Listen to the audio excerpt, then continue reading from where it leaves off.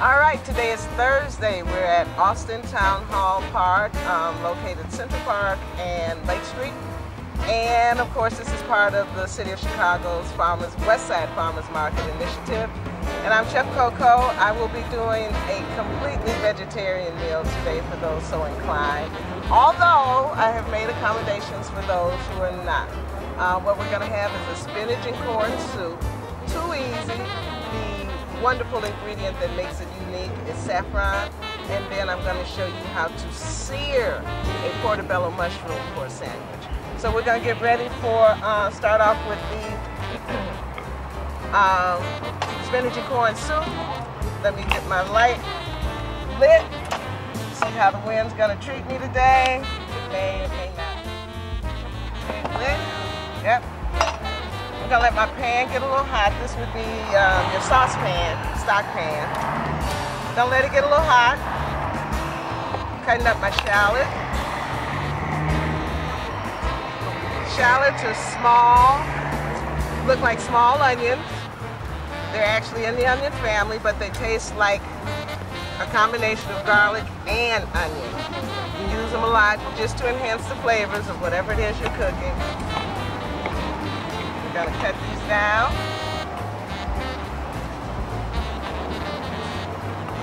Pot's getting hot. Gonna add the butter and I'm gonna saute these off. And my butter is still at fire, I hope so. Yep, there it is. Great. So we're gonna put these in, let them start sauteing. Ooh, hot enough, got my sizzle. Okay. While that's doing that, I'm gonna cut my corn. I've already shucked it, taken off all of the silk, cutting the kernels off the cob. Now, when you're cutting it like that, do yes. you ever worry about getting some of the, what do you call it, the rind or the cob or whatever? Not really. It's a little tough, but usually you can't go in that far. Okay. And the other part about it is the cob itself still has a lot of flavor. Oh. So a lot of times what chefs will do is they'll take this and try to get that juice out. Oh, okay. Because it is a valuable flavor. Right. So it's not the end of the world if you get some of that in. Just curious. Okay. Like curiosity. All right, I'm putting my corn over to the side. Move my little shallots around. They're sauteing, caramelizing. Remember, we always try to get that brown on it because caramelization is flavor. That was the true way of saying flavor. Okay, once that's thoroughly sauteed off, we're gonna add our stock. What I have today is a homemade chicken stock. I know it looks rather dark, but that's because once the bones and the extra pieces get to where they're really the broth, I add vegetables. There are 10 neutral vegetables in a chef's kitchen that you use to enhance the flavors of what you're cooking it with. And so, if I can remember the 10, tomatoes, sweets, onions, garlic, parsnips, carrots, shallots, mushrooms, tomatoes. It's one more. I can't think of what it is. Celery. Celery. Thank you. See, my husband's hung out with me long enough. He knows. Good job. So you can put any combination of those in the stock that you're making, and that's going to enhance the flavor of the final stock. Okay. But it's also going to change the color, and that's why this stock is rather dark to be chicken.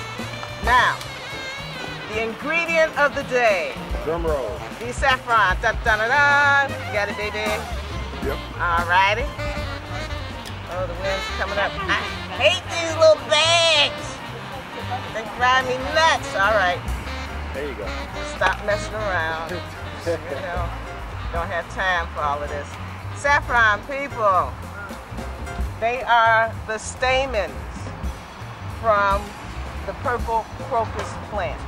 You know, crocus, a little plant that comes up when the snow's still on the ground. These are the stamens from them, the little whispery stand-up part. There are 3 stamens per crocus plant. These have to be hand-picked. Then they have to be dried. So that accounts for why saffron is so expensive. All right, So you just need a little bit. Don't let them blow away. You're right. You just need a little bit because the flavor's strong.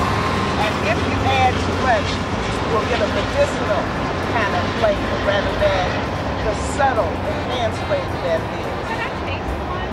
Sure, sure. Here's one that almost flew away. You and Louis were the only ones. I think Jonathan asked for a taste. Here, you get it out of there. I'll put it for you. Okay, now that that's in there, I'm gonna add my corn.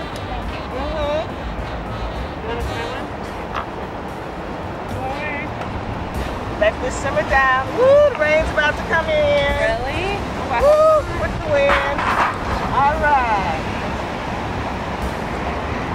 And then you add the spinach. Let it cook down. This is the soup. So let me put this to the side. And now I'm gonna sear off that portobello mushroom. Now, what I do have to do is put spinach in the soup I'm gonna serve. And the reason I'm waiting to do it now is because I want the spinach to just sort of wilt and keep its color and not get that dark murky green as being overcooked. So, What kind of a way? So it's like steaming it, but not steaming it? right, right. It's like because the soup is so hot and the spinach is so delicate, Right. it's gonna cook it. So you just have to put that in. I'm using the salad spinach because it's young tender leaves and you don't have to go about cutting, and it's already washed about 25 times. Right. So you don't have to worry about washing. It's the tender leaves of the spinach, so you can use the stems. And Now, not worry about would you think about using anything other than spinach? I wouldn't, because the saffron is a delicate flavor.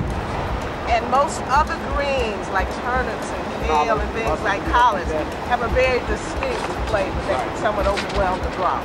So I wouldn't. I would only make spinach. Okay. I have to secure this because I can't do it. So, go into my purse. All right. So this is the soup we're gonna serve. The spinach is cooking. Now, my fire. Let me get my skillet together for my Portobello. It's the cutest little cast iron. Great for cornbread for two. You know? Okay, that's getting hot. Here's my Portobello.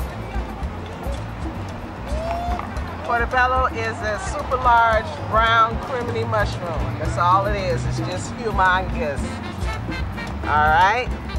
You want to take the stem out. You want to get these brown gills out. You go to a restaurant, they serve you a portobello with these things in them. Sort of understand, they may not know. Okay, a lot of times people in these kitchens just don't know. Because this is like something you'd have to have a little bit extra training to understand. It's not that it's going to kill you if you get one that has it, but it will sort of detract from the flavor. So get as much of that out, and you can tell how fresh your portobello is by how easy this comes out. So this portobello is on its way to being not as fresh as it could be. All right, we're gonna put that in there. I'm gonna flip to the cap. The way you clean a mushroom is you take a towel, a paper towel, wet it or do it dry, and wipe the dirt off.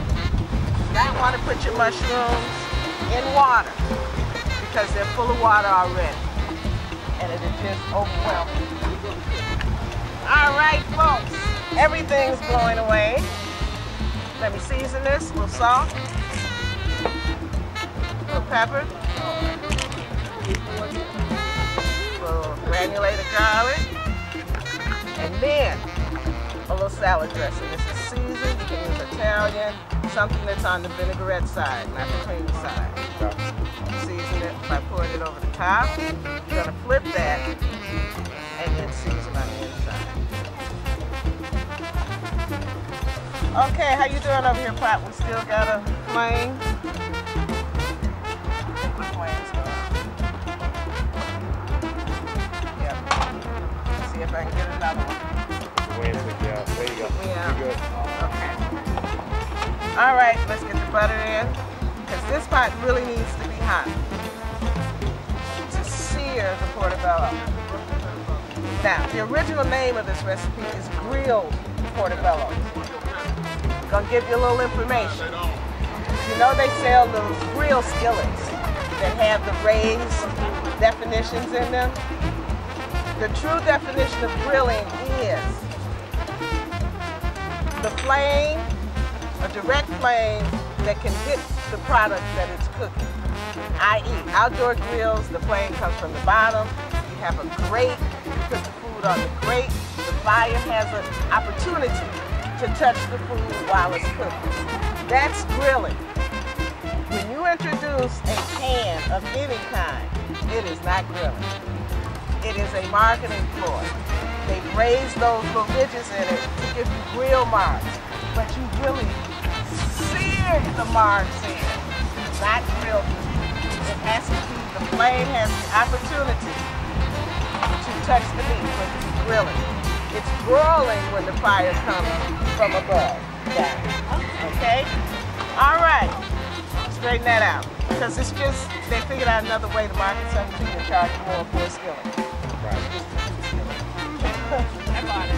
That's okay. Now you know what you're doing with it, okay? All right? No, but you're getting grill marks. Just make sure you must let your skillet get hot enough so that when you put the product in, it will sear those marks in. Because otherwise, you're not really getting grill marks, are you? Check it out. Okay, well when you do, check it out. All right, we're gonna assume that's hot enough. I hope it is. Because I do want to let the vegetarians let's taste that. And it's not. Okay. Well, I'm gonna let it cook. While it's cooking, I'll start serving the soup. Maybe we can get to it, I hope so. Okay, here's my soup. It's absolutely done and ready. Here's the cup.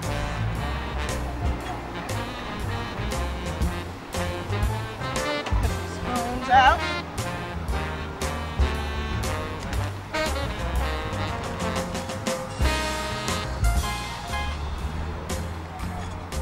Come on. It's not getting hot at all. How much gas you got left? I think that could be the gas. You gotta get Yeah, because it's flaming. Yeah, it's up.